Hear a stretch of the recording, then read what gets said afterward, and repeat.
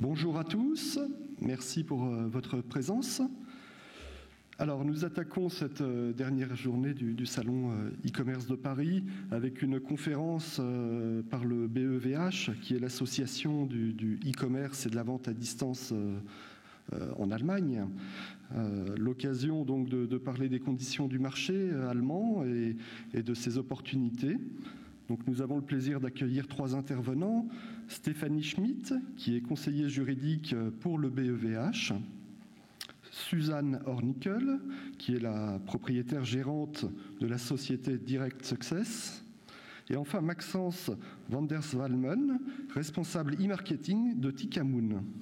Merci.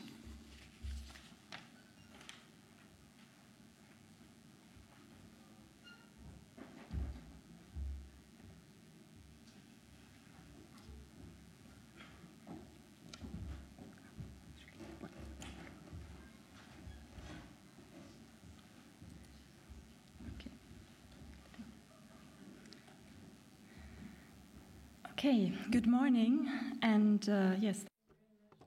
Bonjour à tous, merci infiniment de cette introduction. Je m'appelle Stéphanie Schmidt, je suis conseillère juridique de BEVH, l'association allemande pour le commerce en ligne et les services à distance. Et j'aimerais vous donner un court aperçu du marché du commerce électronique en Allemagne et puis décrire certaines dimensions du marché allemand en la matière. Quelques mots concernant notre association.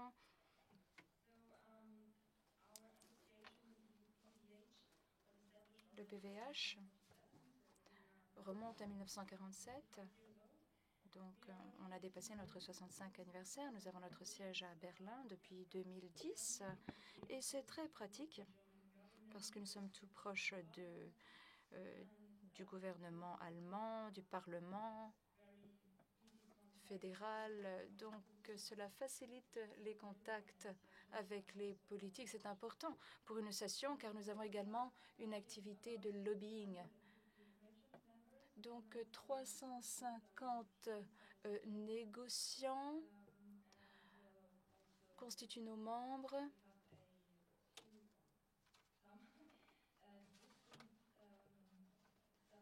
Nous avons également des entreprises de vente à distance qui vendent par l'intermédiaire du téléphone et puis des prestataires qui nous sont rattachés. Donc nous avons quelques 130 partenaires commerciaux favoris, dont certains sont représentés ici même. Suzanne Hornickel, gérante de Direct Success. Donc, nous représentons le marché allemand de la vente à distance et du commerce en ligne. Voici les logos de certains de nos membres. Je pense que vous en connaissez quelques-uns.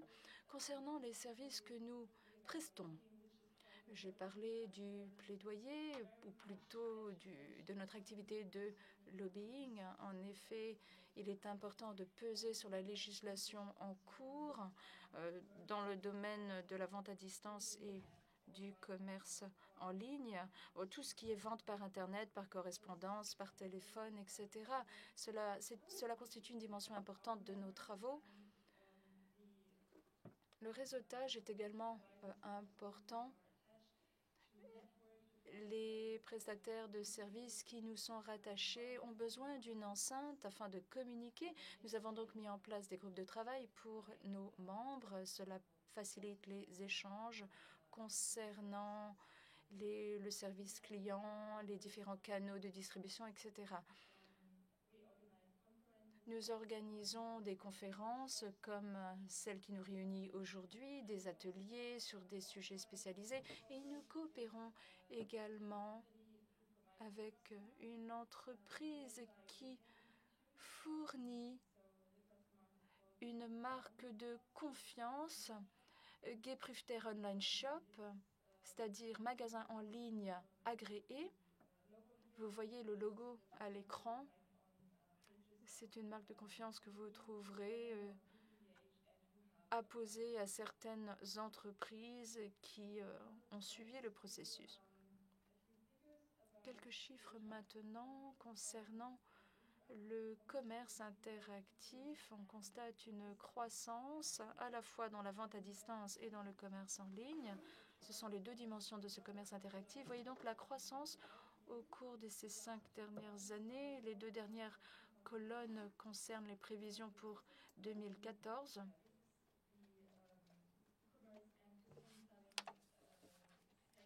Donc, il s'agit ici du chiffre d'affaires ou plutôt des ventes sur le marché allemand en matière de vente à distance et de commerce en ligne. On est en train de mener une étude, ou plutôt on mène une étude sur une base annuelle, et c'est quelque chose qu'on fait depuis 8 ans. Et cette étude consiste à poser des questions aux consommateurs, aux acheteurs. L'étude porte sur 40 000 personnes au total. Donc, les demandes passent par le téléphone, par le biais d'études en ligne. On essaie de s'informer sur les achats en ligne, également sur la pratique en matière de vente à distance, ou plutôt d'achat à distance. Donc, si vous vous concentrez sur les 2 dernières années, donc 2012-2013, vous constaterez que les colonnes en bleu foncé qui sont à l'arrière concernent les résultats en matière de vente à distance. Les ventes concernent tout type de distance et tout type de méthode, par catalogue, par téléphone. Et vous constaterez une très forte croissance, plus de 20%, plus de 22% de croissance entre 2012 et 2013. Donc, ce marché est effectivement très dynamique.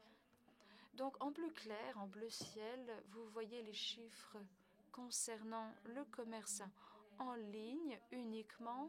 Donc, la couleur bleu ciel concerne la part de la grande distribution en Allemagne, donc à la fois les marchés en dur, les marchés physiques et les ventes en ligne, tous les autres types de ventes à distance également. Donc 11,2% au total. Diapo suivante, vous voyez ici une comparaison entre les canaux de commande traditionnels d'une part et puis le commerce en ligne. Comme vous pouvez le constater, le commerce en ligne représente 39,1 milliards d'euros, ce qui représente désormais plus de 80% du secteur de la vente à distance tout entière, tandis que les commandes traditionnelles sont, sur une base comparative, moins importantes, 9,2 milliards uniquement. Effectivement, les 2 canaux sont en croissance, mais c'est quand même le commerce en ligne qui croît le plus rapidement, avec un volume total approximatif de 48,3 milliards d'euros.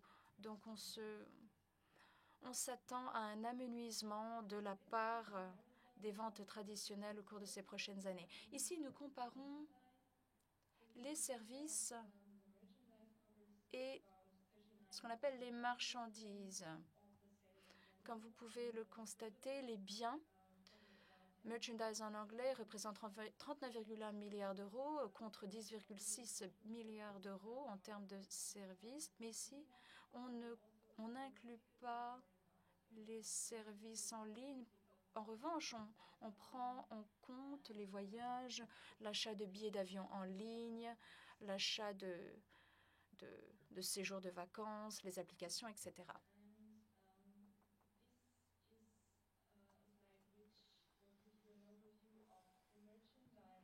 Voici un aperçu des biens les plus vendus en Allemagne.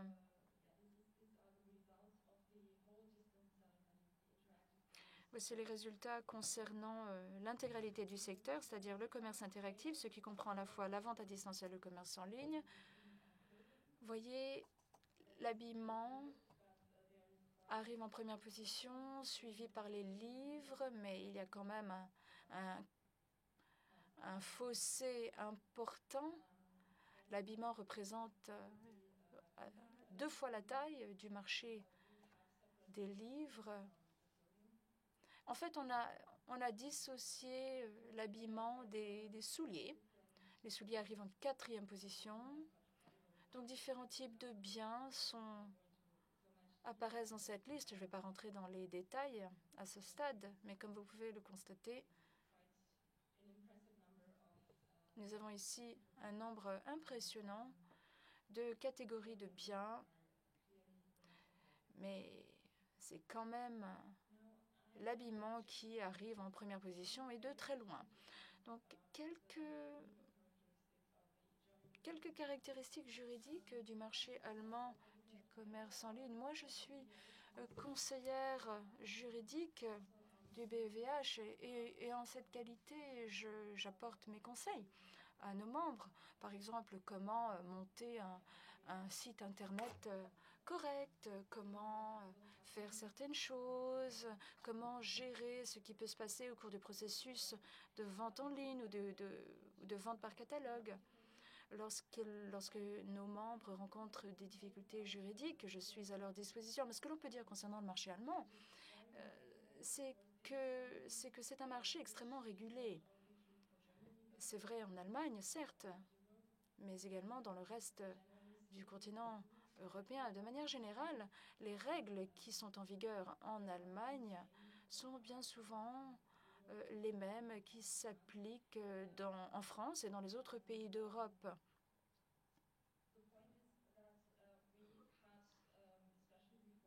En résultat des courses, surtout avant l'arrivée de la directive concernant les droits des consommateurs, nous avions notre propre régulation qui dépassait un petit peu, qui allait même au-delà de la directive européenne. Donc nous avons pris en compte ces nouvelles règles qui sont en vigueur depuis 2014 et maintenant le délai de rétraction dépasse les 14 jours. C'est accepté par de nombreux vendeurs, de nombreux fournisseurs. Les consommateurs en Allemagne ont l'habitude de ces 14 jours, de ces 2 semaines de délai de rétraction. Et en ligne, parfois, le délai dépasse les 2 semaines.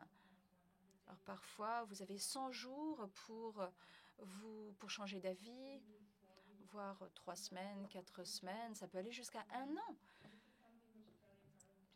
Et c'est quelque chose de tout à fait courant en Allemagne. On a l'habitude d'un délai long pour pouvoir se rétracter. Maintenant, le fait de rendre les produits à titre gracieux, sans frais, et généralement le vendeur paie les frais de renvoi. Alors il y avait une exception en fonction de la valeur en euros, mais généralement c'est le vendeur qui prend en charge les coûts de renvoi par le consommateur, mais également tous les frais attenants. La directive européenne concernant les droits des consommateurs, on a la possibilité de la modifier. Donc tout vendeur peut maintenant répercuter ce coût sur les consommateurs. Mais en Allemagne, c'est quelque chose d'assez inattendu. Et donc les consommateurs allemands s'attendent à 0 frais de renvoi. Et c'est quelque chose qu'il faut savoir si vous souhaitez investir le marché allemand. C'est là un exemple de différence qui existe entre le marché allemand et les autres. Les attentes des consommateurs allemands sont très élevées. Alors, autre point important, si vous souhaitez investir le marché allemand, le droit de la concurrence. J'ai déjà abordé les nombreuses réglementations en vigueur sur le marché allemand du commerce en ligne. Et voici quel est le principal message. Dans la mesure où nous ne disposons pas d'une autorité équivalente à la DGCCRF française qui assure le suivi des réglementations en matière de droits des consommateurs, etc. C'est parfois implicite sur les sites Internet, mais il est important d'assurer une conformité des sites Internet vis-à-vis de la législation. Il y a chez nous une autorégulation. Les associations de consommateurs et d'autres associations de protection contre les distorsions de concurrence, eh bien, ces associations ont le droit de demander aux vendeurs, aux prestataires de mettre un terme à toute pratique qui contreviendrait à la réglementation en vigueur en matière de droit de la concurrence. Par exemple, une lettre d'avertissement est envoyée aux vendeurs exigeant la signature d'une lettre, une lettre exigeant que le vendeur mette fin à ces pratiques. Généralement, il y a une amende de quelques milliers d'euros. Et si il est important, c'est un petit peu un contrat que le vendeur doit signer, il s'engage à respecter les règles à l'avenir. S'il n'y a pas de résultat, si cela ne suffit pas, eh bien, on passe au tribunal. Il peut y avoir également une injonction, une ordonnance temporaire. Et c'est quelque chose que tous les vendeurs doivent savoir avant d'investir le marché allemand. Le marché du commerce en ligne, c'est quelque chose qu'il faut prendre en compte. Si vous avez un site allemand et qu'il y a par exemple des erreurs juridiques dans les termes et conditions, dans les conditions générales de vente, CGV, vous vous mettez en danger. Vous risquez d'être mis en cause par la concurrence ou par les consommateurs pour cause de non-conformité. Exemple de conséquences. Conséquence du droit allemand, par définition, les tribunaux et leurs jugements ont une grande influence sur le droit de la concurrence allemand. Et donc, dans notre pays, il y a énormément de jugements juridiques concernant des sujets tout à fait bénins, comme par exemple la présence ou l'absence d'un numéro d'immatriculation, etc. Et donc on va au tribunal pour des petites choses comme ça, ce qui entraîne un niveau de détail très élevé. La situation juridique en Allemagne est extrêmement détaillée. En d'autres termes, il faut vraiment assurer une conformité pleine et entière de votre site Internet, car sinon vous vous exposez à des conséquences juridiques. En effet, il y a un suivi. La conformité juridique de tous les magasins en ligne est surveillée par la concurrence, par les associations de protection des consommateurs, par les associations de lutte contre les distorsions de concurrence, etc. Et il est très important de lancer une consultation juridique avant le lancement d'un magasin en ligne en Allemagne. Voilà, c'est tout ce que je souhaitais vous dire. Merci de votre attention. Et si vous avez des questions, je suis à votre disposition.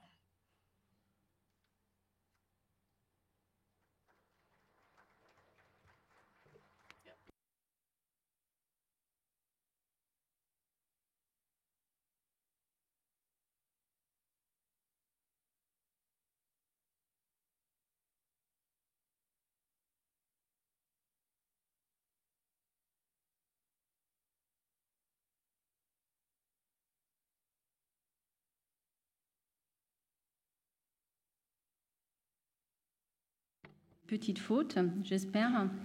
Donc, je suis propriétaire de la société Direct Success. Nous sommes spécialisés dans le conseil et la gestion de campagnes pour nos clients qui sont actifs à l'international dans le commerce électronique ou la vente à distance traditionnelle également. Je voulais commencer en vous donnant quelques différences entre le marché allemand et le marché français. Donc, bien sûr, il y a des différences au niveau des chiffres. Au niveau des ménages connectés, je pense que la différence aujourd'hui est moins importante qu'il y a quelques années encore. En Allemagne, 88% des ménages sont connectés. En France, au jour d'aujourd'hui, on parle de 82%. En termes de fréquence d'utilisation d'Internet, c'est vraiment comparable. 68% des Allemands utilisent l'Internet tous les jours, comparé à 66% en France. Pour au moins une fois par semaine, ce sont 11% en Allemagne et 12% en France. Jamais seulement 13% en Allemagne et 14% en France. Au niveau du chiffre d'affaires du commerce électronique en millions d'euros, l'Allemagne est actuellement en tête. C'est le deuxième marché européen en termes de commerce électronique après l'Angleterre. En termes de part de marché du e-commerce européen également, bien sûr, avec 17,4% par rapport à 14% pour la France.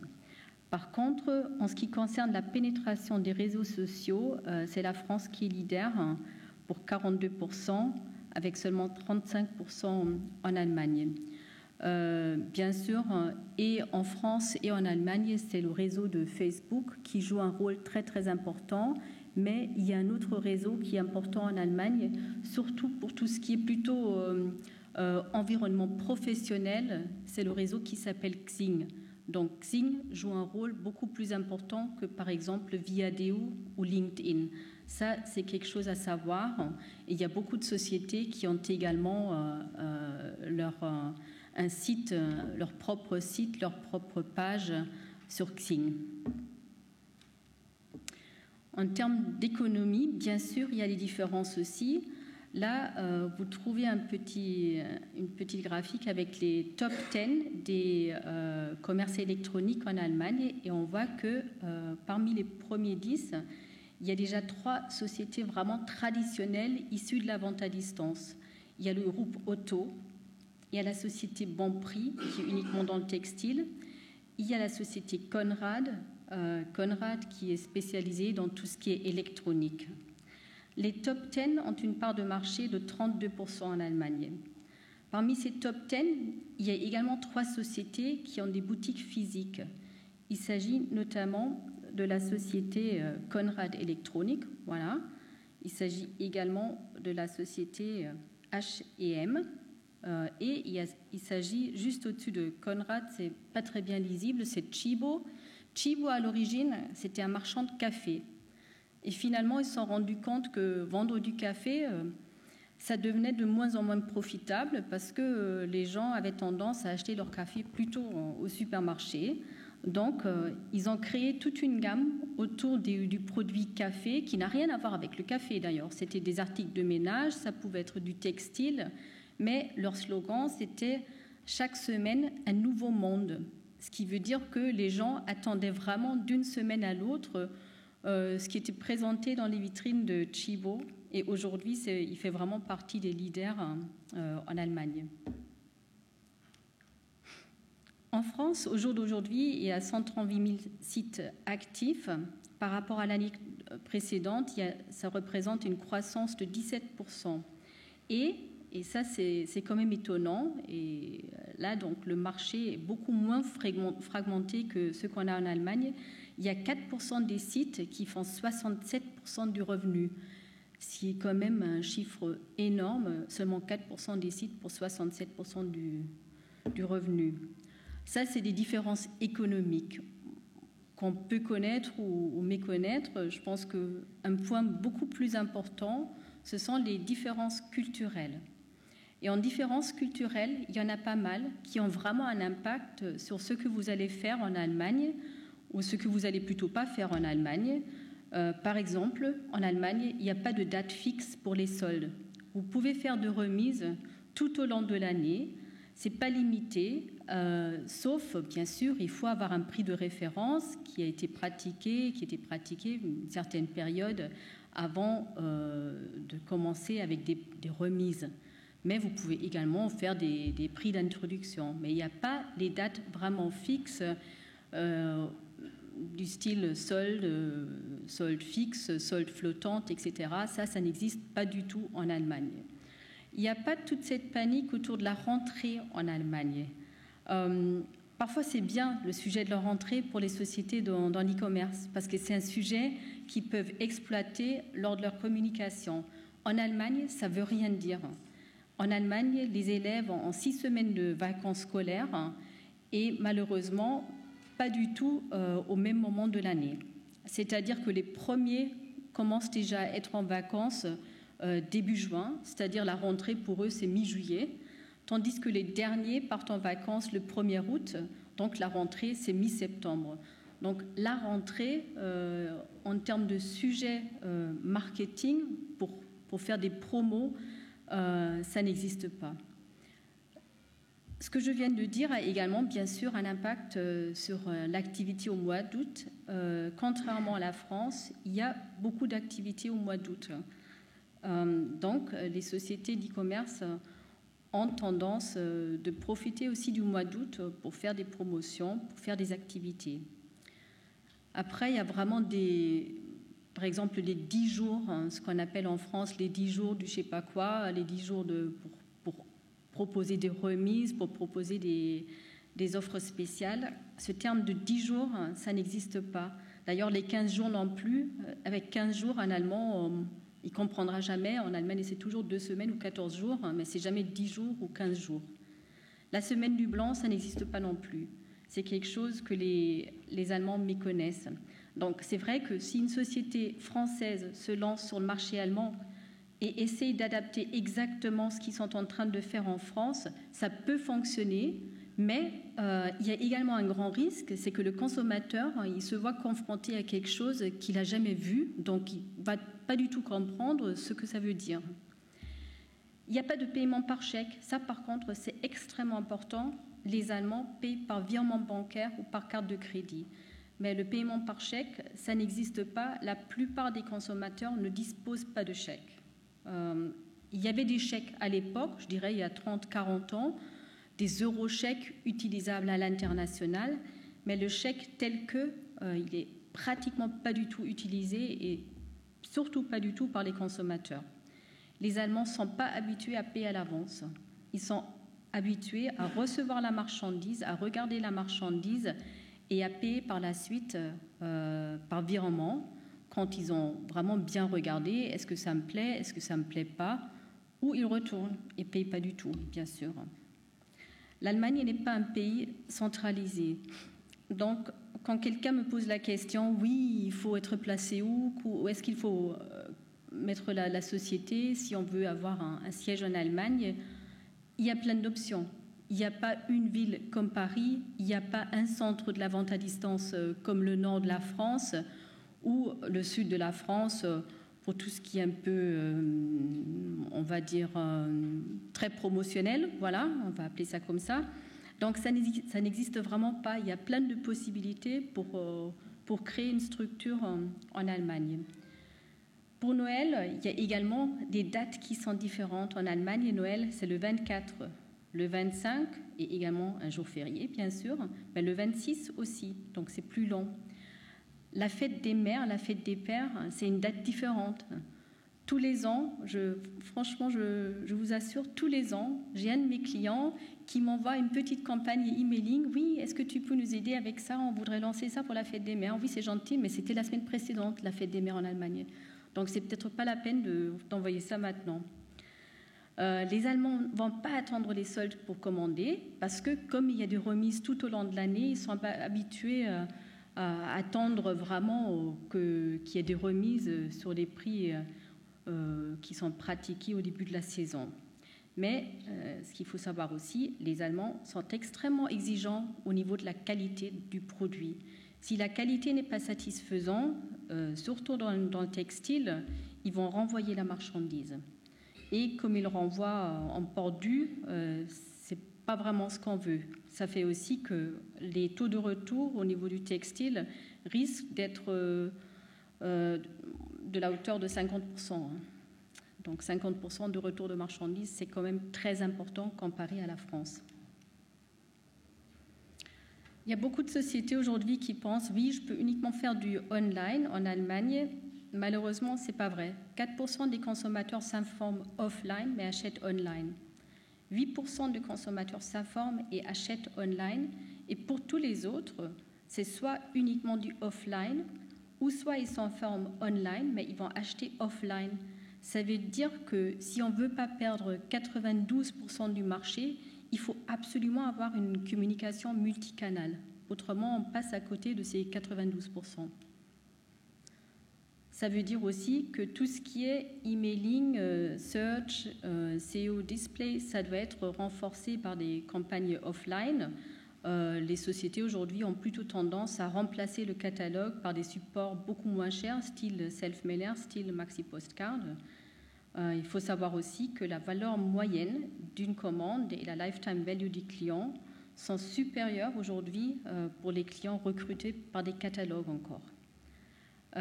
L'avantage des campagnes offline, et ça c'est un avantage considérable en Allemagne, on peut dédupliquer les fichiers avec des fichiers mauvais payeurs. Parce que comme les Allemands ne payent pas à l'avance, il y a un risque d'impayé. Ce risque d'impayé peut être considérablement réduit en nettoyant les adresses avant l'envoi par des fichiers mauvais payeurs. En emailing, en B2C, contrairement à la France, il y a très très peu de fichiers d'acheteurs actifs. Voilà. La tendance est plutôt d'utiliser des grandes bases de données qui sont générées par différents tirages au sort ou différents portails. En B2B, il y a peu de choix. Il n'y a pratiquement aucun fichier d'acheteur actif et les prix sont très élevés. Pour vous donner un exemple, en B2B, en emailing, ça commence à 120 € le 1000 et ça peut aller jusqu'à 500 € le 1000. Donc, ça devient très cher et difficilement profitable de faire une campagne uniquement emailing pour le recrutement en B2B. En règle générale, pour tous les fichiers emailing, le routage est toujours réalisé par le propriétaire du fichier, ce qui rend bien sûr une déduplication beaucoup plus compliquée. Qu'est-ce qui est pratiqué en termes de promotion des ventes? J'en ai déjà parlé un peu. La remise, bien sûr, la livraison gratuite, le cadeau. Il n'y a pas de seuil, il n'y a pas de limite de valeur en Allemagne. La vente en lot, le tirage au sort qui est beaucoup moins compliqué qu'en France parce qu'on n'a pas besoin d'un huissier pour déposer le règlement. C'est vraiment relativement simple. Les points bonus et bien sûr le retour gratuit de la marchandise. Contrairement à la directive européenne, les Allemands sont toujours habitués à pouvoir retourner la marchandise en port dû, c'est-à-dire à régler par la société. On a un cadre juridique qui est relativement strict, mais qui est très clair. Je pense que la plus grande différence à la France en termes de mailing adressé, on est aujourd'hui dans un cadre opt-in, voilà, à moins d'imprimer la source de l'adresse sur le support. Donc, ça fait que tout le monde imprime la source de l'adresse sur son support. Ça fait qu'on peut travailler en opt-out et pas en opt-in. En emailing, c'est du opt-in en règle générale. Pour les clients existants, si vous demandez l'adresse email lors d'une commande et vous mettez bien précisément que la personne qui indique son adresse email va recevoir des promotions par email, là, vous pouvez dire c'est bon, c'est OK. Si la personne me donne son adresse email, je peux partir du fait que c'est comme un opt-in. Par contre, à chaque fois, si vous envoyez quelque chose, il faut donner la possibilité de refuser, de se désabonner. Pour vous donner quelques clés du succès ou comment on l'appelle, les do's et les don'ts, il faut absolument adapter les offres. Là, vous voyez l'exemple d'une société de vente à distance de vin qui avait l'idée de vendre en Allemagne un package avec 12 bouteilles d'un même vin qui n'est pas connu en Allemagne, qui est connu en France, mais qui n'est pas connu en Allemagne. Ça n'a pas du tout fonctionné parce que les Allemands ne vont pas acheter 12 bouteilles d'un seul vin s'ils ne connaissent pas le vin, quoi. On leur a proposé de faire un panaché, de mettre plusieurs sortes, plusieurs bouteilles. Ça a beaucoup mieux fonctionné, bien sûr. Faites appel à des professionnels pour la rédaction de vos supports. Je ne sais pas qui parmi vous parle allemand, mais il y a vraiment des accroches qui sont très bizarres dans ce texte et c'est très dommage parce que le produit est très bien, la société est très bien, mais par contre, au niveau de la rédaction, c'est vraiment très pauvre. Ça fait plutôt cheap. On a l'impression que c'était traduit par un stagiaire, quoi. Et Voilà. Utilisez les bons formats pour booster vos ventes en ligne. Comme je disais, ce n'est pas suffisant de faire du marketing online. Il faut également rajouter des campagnes print. Là, c'est l'exemple d'une maxi postcard en B2B où on propose tout simplement 10% de remise et une livraison gratuite pour tous ceux qui commandent sur le site. Donc, c'est un format très, très simple, mais qui attire beaucoup l'attention, également au niveau des couleurs, et qui fonctionne très bien parce que ce n'est pas cher aussi au niveau de l'affranchissement. Offrez des avantages pour optimiser les résultats. Là, par exemple, le cas de Neopost, un avantage de 250 €. Ça, c'est quelque chose de vraiment important. Là, les gens vont ouvrir ce self-mailer. C'est un format de self-mailer pour voir qu'est-ce qu'il y a dedans. Soyez multicanal. Vous voyez, là, c'est vraiment l'exemple de Zalando. Zalando, à l'origine, vraiment un pure player qui n'hésite quand même pas maintenant à faire des cartes postales avec des remises, avec des codes avantages pour inciter les gens à commander. Respecter le cadre juridique. Un point très important, c'est l'exemple d'un emailing. Vous voyez que dans ce qu'on appelle le footer, il y a beaucoup de texte parce que c'est un email de prospection. Donc, dans l'email de prospection, il faut indiquer d'où vient l'adresse, voilà, qu'est-ce qu'on doit faire si on ne veut plus recevoir, etc., etc. Donc, il y a un tas d'informations juridiques à donner et ça, c'est vraiment important de le faire en Allemagne parce que c'est exactement là où interviennent les concurrents ou les associations de consommateurs et attaquent les annonceurs, surtout s'ils viennent de l'étranger et s'ils voient qu'ils pourraient prendre une part de leur marché. Au niveau des modes de paiement, proposez absolument le paiement par virement bancaire. C'est le site de Zalando. Zalando, vraiment un pure player qui travaille avec beaucoup de succès en Allemagne. Même Zalando propose le paiement par virement bancaire après réception du colis. C'est le mode de paiement privilégié par les Allemands. Il y a 38% qui payent par virement bancaire. Donc, il ne faut pas négliger ça. Les labels de qualité sont très importants. C'est le site allemand du groupe Raja. Donc, il travaille avec plusieurs labels de qualité, de certificats voilà, de qualité. Donc, ça, pour rassurer un consommateur, d'autant plus si on est neuf sur un marché, si on n'a pas encore de l'expérience, si on a une marque qui n'est pas encore connue, c'est très important de rassurer le consommateur par ce type de label de qualité. Mais ce qui compte encore plus, c'est les avis d'autres consommateurs. 71% des acheteurs regardent les avis et 77% se laissent influencer par ces avis dans leur décision d'achat. Ça veut dire qu'au jour d'aujourd'hui, un site sans avis consommateur, c'est un peu limite. Et d'ailleurs, ça peut également réduire le taux de retour de marchandises. Parce que si sur un site, je vois, oui, la robe est très bien, mais j'aurais dû la commander en plus petit parce que sa taille est très grande, voilà. À la rigueur, quand je vois ça, je commande la taille en dessous et pour le VP6, ça va réduire les taux de retour. Donc ça a quelque chose de très positif et ça a beaucoup d'impact sur le succès d'une société. Et finalement, il ne faut pas hésiter à faire des cadeaux.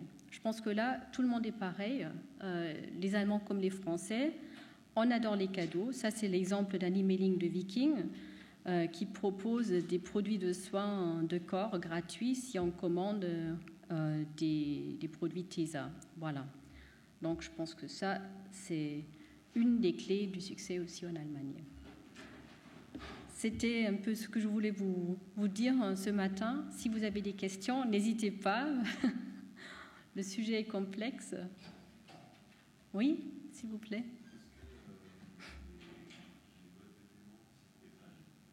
Je pense qu'il faut un micro.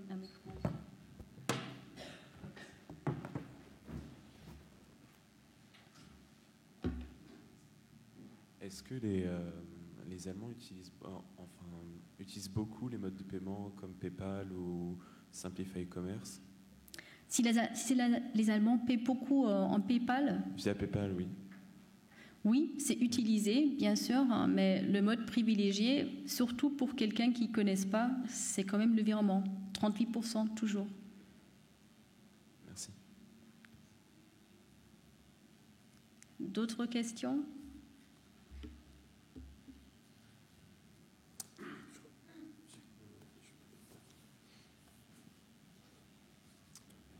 Maintenant, on va peut-être aussi garder un peu de temps pour les questions Oui. Après l'intervention. Une ou deux questions et on y reviendra en fin de conférence.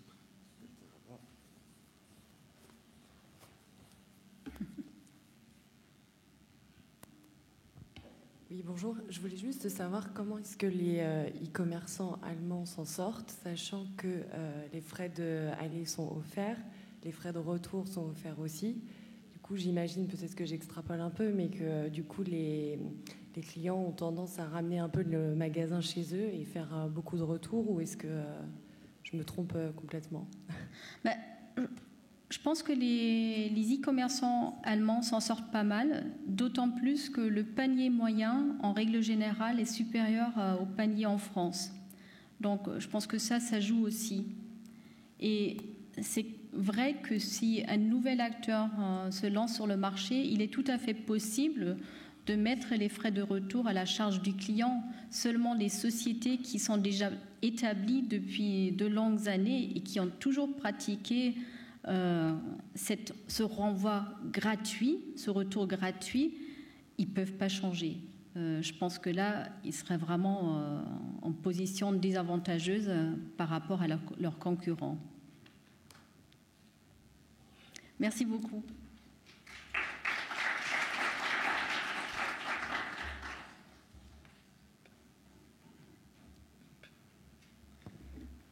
Donc bonjour à tous, je me présente, Maxence van der Zalmen, donc je suis responsable e-marketing pour la société Tikamoon et je vais vous présenter un témoignage d'une société e-commerce française qui est partie à la conquête du marché allemand.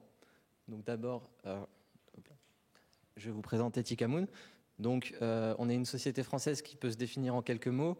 On est une marque de mobilier massif sur Internet. On est aussi donc pure player parce qu'on n'a pas de boutique physique. On est verticalement intégré parce qu'on source nos produits et on a une vraie vocation à l'international qui est arrivée très vite dans la stratégie de la société.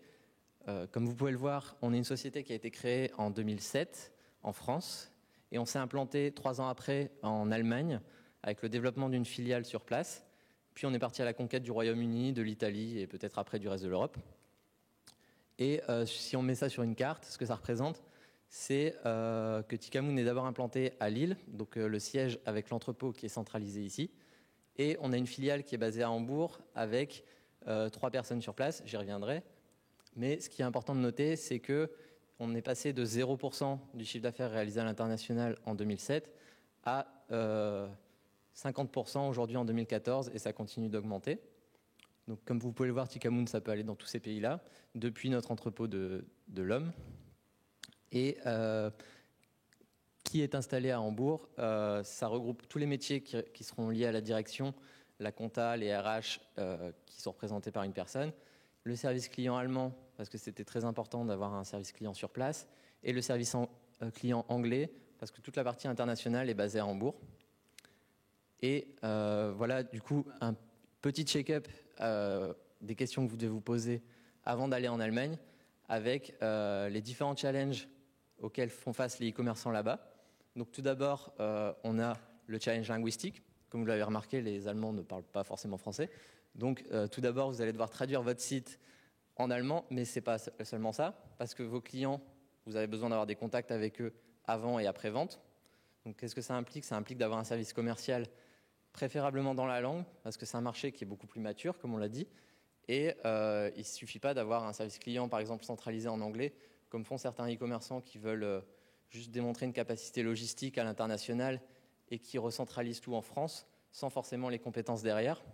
Donc ça, c'est assez mal vu par les Allemands et ce n'est pas un gage de confiance. Il faut vraiment s'installer sur le marché parce qu'on a une présence de e-commerçants qui est déjà forte, on a un marché qui en avance, donc on a des acteurs qui sont assez forts, comme le groupe Auto par exemple. Donc ce qu'il faut, c'est pour se faire sa place, il faut être clean. Comme on l'a dit, il faut des certifications. Il faut vraiment être à l'écoute du marché et s'adapter aux spécificités culturelles. Donc, comme les retours, on l'a dit, ça pose des questions, par exemple au niveau logistique, une vraie question de gestion des retours.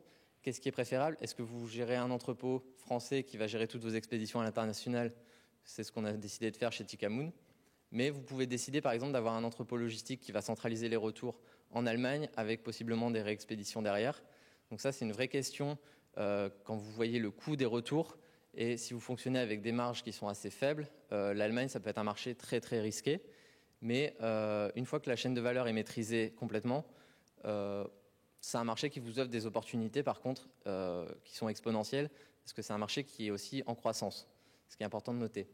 Par contre, comme on l'a dit, j'y reviendrai pas forcément, c'est le cadre juridique sur lequel vous risquez de vous casser des dents en tant que Français, parce que c'est beaucoup plus compliqué, et au final, la DGCCRF a l'air assez sympa à côté des Allemands. Désolé pour les amis allemands, mais au moins, ça vous force à avoir une rigueur dans vos CGV, dans votre façon dans vos promesses clients. Vous devez être vraiment très rigoureux et c'est des compétences que vous pouvez acquérir en allant là-bas et que vous pouvez ne pas hésiter à ramener sur le marché français parce qu'au final, ça peut que vous amener à plus d'excellence au niveau business. Donc, comment s'implanter en Allemagne avec tous ces challenges qui peuvent faire un peu peur? Il faut savoir s'entourer. Donc, on a plusieurs choix. Vous pouvez avoir des partenaires globaux, donc c'est-à-dire que vous utilisez les partenaires que vous avez déjà sur le marché français et vous voyez s'ils ont une capacité à vous porter à l'international, ou vous allez chercher des partenaires locaux, donc vous partez en prospection et du coup ça vous demandera beaucoup plus de travail parce que vous allez devoir partir sur place en prospection, en relation commerciale avec des personnes sur place. Si vous n'utilisez pas par exemple des réseaux d'échange d'e-commerçants, ça peut être très difficile de trouver le bon prestataire, le bon partenaire et sur l'implantation d'un marché ça peut être assez difficile, on peut se casser la figure avec ça parce que si vous avez une mauvaise agence SIM qui va vous faire de la traduction de vos annonces françaises vers l'allemand, ce ne sera pas suffisant parce que vous ne gommez pas les différences culturelles et vous ne serez pas pris au sérieux. Donc c'est vraiment important d'avoir les bons partenaires, les bons prestataires si on veut parvenir à s'implanter sur ce marché. S'intégrer, oui, mais avec quelle stratégie? Donc on peut parler du niveau de l'offre. Est-ce que vous adaptez votre offre ou est-ce que vous faites un push global?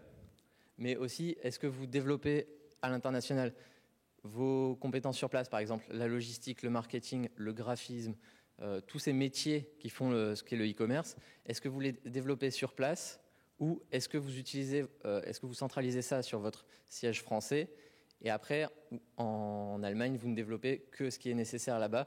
Par exemple, le service client pour nous qui est fait sur place, la compta qui est faite sur place, les RH sur place. Mais par exemple, tout le marketing et le graphisme sont gérés en France. Pourquoi? Parce que ça nous donne aussi une cohérence de marque et ça permet de centraliser certaines compétences. Le produit à voir également, si vous voulez le mettre sur place ou pas, ça dépendra vraiment de votre cœur de métier et de la volonté que vous avez à l'international. Donc, petit panorama vite fait, parce qu'il faut savoir s'adapter, c'est-à-dire les canaux peuvent être différents. Vous avez forcément Amazon, eBay qui reviennent, mais par exemple, nous, on est marchand de mobilier. Si on ne connaissait pas Wayfair, qui est un grand site américain qui s'est implanté avec succès au Royaume-Uni et en Allemagne, mais pas en France, on perdrait une grosse part de marché en termes de marketplace, de stratégie marketplace. Donc, c'est vraiment important de connaître le panorama sur votre cœur de métier et d'aller vous développer sur tous ces canaux et ces différents sites qui peuvent vous faire connaître. Pareil, au niveau des comparateurs, on le voit un tout petit peu en haut, on a Meuble.de qui est juste un énorme comparateur de prix spécialisé dans le mobilier qui nous amène le plus de trafic en tant que comparateur. C'est des aspects à pas négliger, ils sont très connus là-bas, ils font de la pub télé et autres, des choses qu'on n'a pas forcément en France avec un comparateur de prix aussi spécialisé et aussi puissant. Donc c'est important vraiment de se renseigner. Et je vous remercie de votre attention. Est-ce qu'il y a des questions? Je ne sais pas si on a le temps pour les questions. Merci pour cet effort de synthèse. Bon, en tout cas, si vous avez des questions, n'hésitez pas à me recontacter après coup. Je sais qu'on est un peu rush sur le temps. Moi, j'ai une question, désolé. Nous aussi, on vend des produits en Allemagne à partir de Bordeaux. Et je voulais avoir un petit peu votre avis par rapport aux sources de trafic. Donc là, on a vu des comparateurs, des choses comme ça. Mais est-ce que les réseaux sociaux peuvent être une belle source de trafic, comme c'est le cas, par exemple, avec Facebook en France? Alors, sur les réseaux sociaux, je partage le même scepticisme. C'est-à-dire, créer une marque sur Facebook, c'est possible. Mais on va dire que Facebook, on l'a vu, a un taux de pénétration qui est pas terrible. On a beaucoup d'Allemands qui sont enregistrés sur Facebook avec un faux nom et c'est vraiment juste pour revoir quelques connaissances, mais pas beaucoup plus. C'est un peu un copain d'avant, version allemande. Et essayer de générer du chiffre avec les réseaux sociaux, ça me paraît compliqué. Essayer d'avoir un discours de marque pour créer un partage autour des valeurs d'une marque, c'est déjà plus faisable, selon moi. Mais après, il ne faut pas s'attendre à un retour sur investissement en termes purement héroïstes de j'investis de la pub Facebook, je récupère des conversions sur mon site. Ça marchera beaucoup moins. Surtout qu'ils sont assez réticents sur la publicité qui s'amène sur un lieu social, comme un réseau social. Et surtout avec les possibilités de ciblage de Facebook, ça peut être vraiment pris à l'inverse comme un envahissement de la vie privée et ça peut desservir le discours de marque et un discours e-commerçant. Donc il faut être très vigilant là-dessus. Bonjour, Laurent Hanou. J'ai 2 questions à vous poser très simples. Vous avez mis 3 ans avant de décider d'aller à l'international, ou vous l'aviez décidé dès le départ. Pourquoi est-ce que vous avez choisi d'aller vers l'Allemagne plutôt que vers l'Angleterre en premier? Et si vous deviez choisir un seul point, quelle a été votre plus grande surprise par rapport à ce à quoi vous vous attendiez? Sur quel point est-ce qu'il y a eu le plus gros décalage? Alors, l'international, tout d'abord, c'était pas forcément dans les gènes de la société à la base, à part pour tout ce qui relevait du sourcing. On y a été très vite amené parce qu'on avait une force de proposition, on n'était pas dans une politique d'achat-revente, donc on avait une vraie capacité à apporter une offre. Donc ça s'est déroulé assez simplement. Ensuite, pourquoi l'Allemagne? Parce qu'on a eu d'abord une opportunité, parce qu'on a été rejoint par quelqu'un qui était spécialiste du marché allemand chez nous, et on a pu développer la filiale sur place assez rapidement, une fois que cette personne nous a rejoint en 2010. Donc, ça a été un marché de test pour l'international. Pourquoi plutôt l'Allemagne que le Royaume-Uni? Surtout pour les différences d'implantation qu'on pouvait connaître. Par exemple, c'est la même monnaie, donc ça restait beaucoup plus simple pour nous. Ça demandait beaucoup moins d'efforts au niveau technique pour faire un site en euros, parce qu'on peut utiliser le même back-office qu'en France, tout simplement. Et on avait vraiment ces compétences qui étaient nécessaires pour aller à l'international, qui étaient en interne, donc on en a profité. Je sais pas si vous avez... Et la plus grande différence, à la base, le taux de retour. Et ensuite, la forte demande en qualité, en fait, qui arrivait assez vite. On a des clients qui étaient assez exigeants parce qu'on vend quand même du mobilier sur Internet et on fonctionne beaucoup avec la photo, qui est la vitrine de notre site. Et on est devenu très très exigeant avec notre studio photo pour ce qui est des teintes, parce que les Allemands, s'ils remarquent une infime différence de teinte, ils n'hésiteront pas à refuser le meuble dès qu'il va arriver. Et un meuble, pour les frais de retour, ça peut vite vous amputer la marge et les chiffres d'affaires. Là, on a baissé, on doit être autour de 5%. Bonjour. J'aimerais savoir quelles sont vos principales sources d'acquisition, donc en termes publicitaires. Quelles sont les différences aussi avec la France? Et j'aimerais savoir si vous faites des campagnes offline. Voilà. Alors, nos plus grandes sources de trafic, là, je ne vais rien dire d'exotique, ça restera notre ami Google, avec les AdWords et le SEO. Et ensuite, on a toute la dimension des comparateurs de prix. Et en dernière source de trafic assez forte, on a du trafic direct qui provient beaucoup du bouche à oreille en Allemagne. Et sinon, la deuxième question, c'était sur les campagnes offline qu'on n'a pas encore développées en Allemagne, mais ça viendra prochainement. D'autres questions, peut-être pour Suzanne Lornickel, qui était sollicitée après son intervention.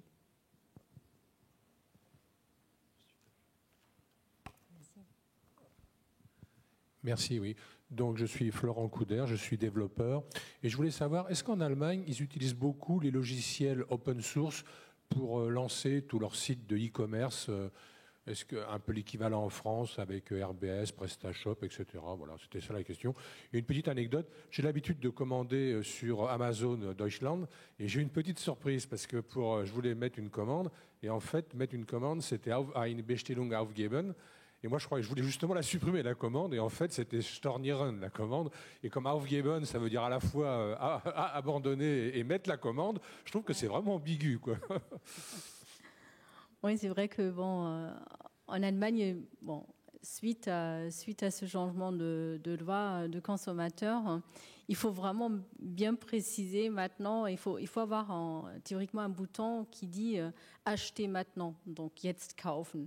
Et Bestellung aufgeben, c'est comparable, mais c'est vrai que aufgeben, c'est pas le terme, je dirais, le plus pratique, quoi, pour ce type de choses.